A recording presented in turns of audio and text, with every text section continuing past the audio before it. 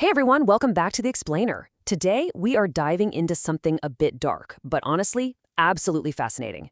We're going to break down some expert geopolitical analysis that uncovers the hidden, systemic flaws lurking deep inside major authoritarian regimes. The prevailing narrative out there often treats certain superpowers like they're these untouchable juggernauts. But the sources we're looking at today, they completely crack open that facade to reveal a very different reality underneath. So, grab a coffee and get ready to look at global politics from a completely different, deeply structural perspective.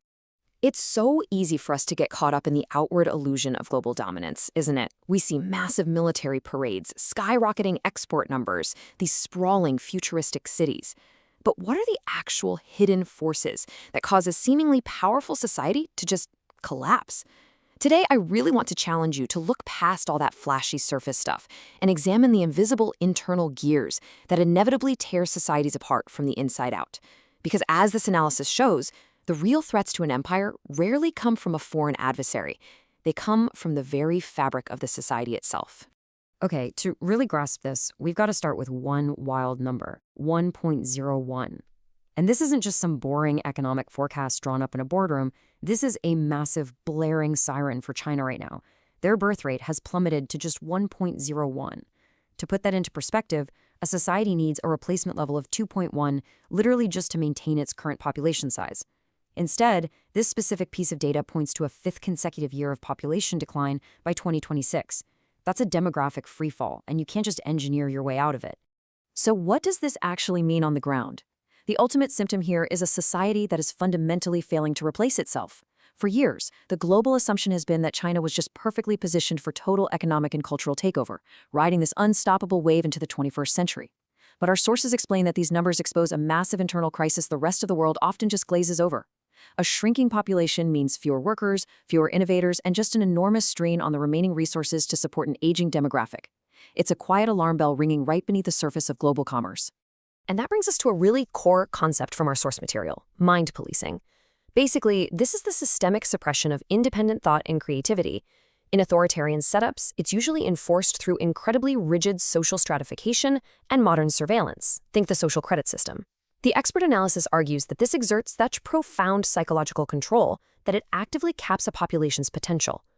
When a state tries to micromanage the behavior and thought processes of its citizens just to maintain absolute control, it inadvertently suffocates the exact innovation and dynamism they need to keep the nation alive and growing.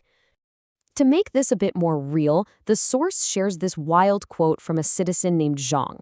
He says, "In China, there are certain things you just can't talk about. If you do, they'll come knocking on your door." No way, right? Imagine living like that. You don't debate, you don't push back. Questioning the status quo literally brings the authorities to your doorstep. And this isn't just about political dissent. It creates this overarching, heavy atmosphere of anxiety and self-censorship that just seeps into everything: business, art, even basic human interaction. So this kind of suppression, it creates a complete domino effect. When you wipe out independent questioning, you instantly crush creative minds. The source literally points to billionaire Jack Ma getting sidelined and into serious trouble simply for stepping out of line and critiquing financial systems. It enforces total blind obedience. If a kid asks why, the answer is just listen to the government. Ultimately, this leaves the broader society incredibly economically vulnerable, because if a society can't create, can't adapt, and can't think outside the officially mandated box, it just can't sustain itself in the long run. Now, to see how this plays out historically, the geopolitical expert draws a really fascinating impartial parallel.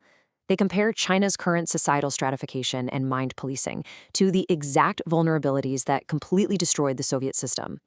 By looking at these two distinct eras side by side, the analysis strips away all the cultural differences to reveal the underlying structural rot that plagued both regimes.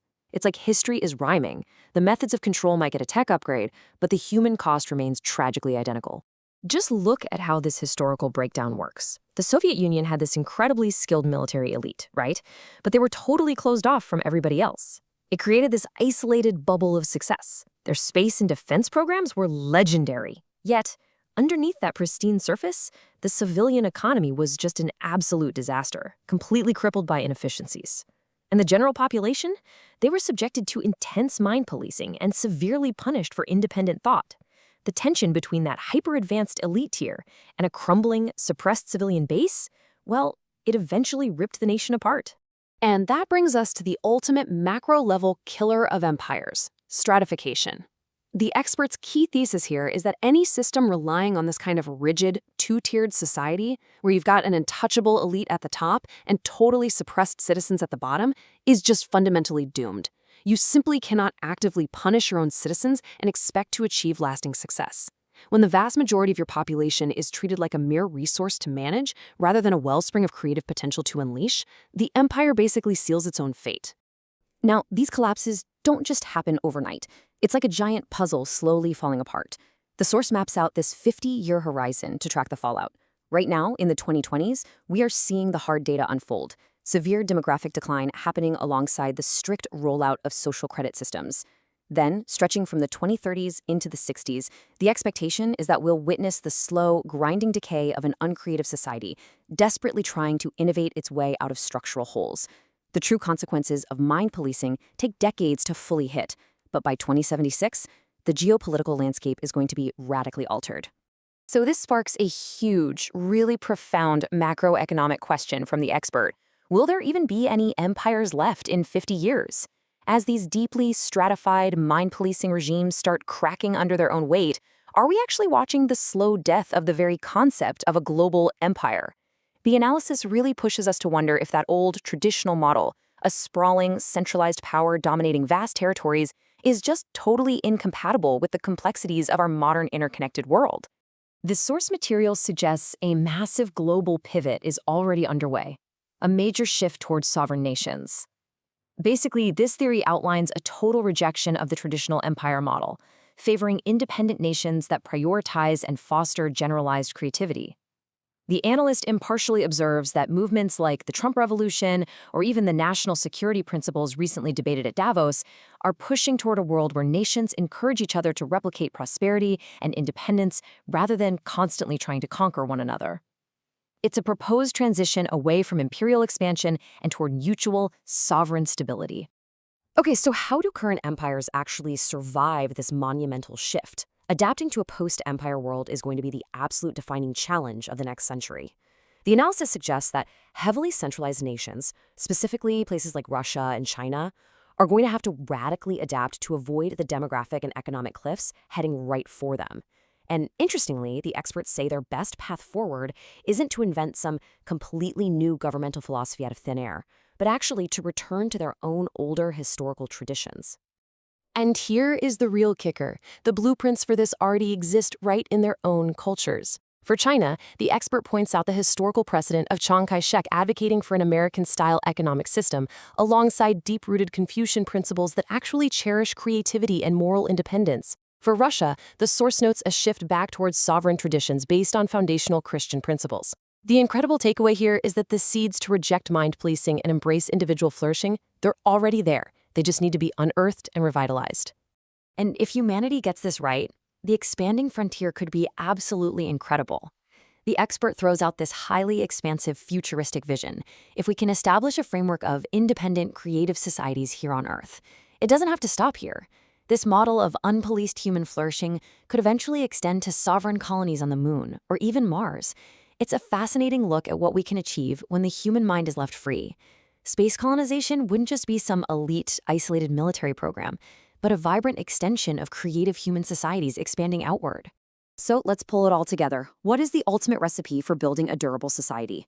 Our sources highlight 4 totally non-negotiable pillars. Number 1, you must eliminate mind policing entirely. 2, dismantle rigid societal stratification. 3, foster independent, creative thought. And finally, number 4, empower the general population to actually produce and ask questions. These are the absolutely crucial steps needed to reverse demographic collapse, spark real innovation, and stand the test of time. A society thrives only when it trusts its citizens to think for themselves. I want to leave you with this final thought to chew on. Fast forward to 2076. When the true, deep consequences of all this mind policing fully hit, who are the major players going to be? And which empires will have completely fallen? It really challenges us to look at today's superpowers not as permanent fixtures etched in stone, but as potentially fragile constructs hiding massive internal flaws. The future belongs to those who adapt and liberate the minds of their people. Thank you so much for joining me for this explainer. Keep questioning, keep learning, and I will see you next time.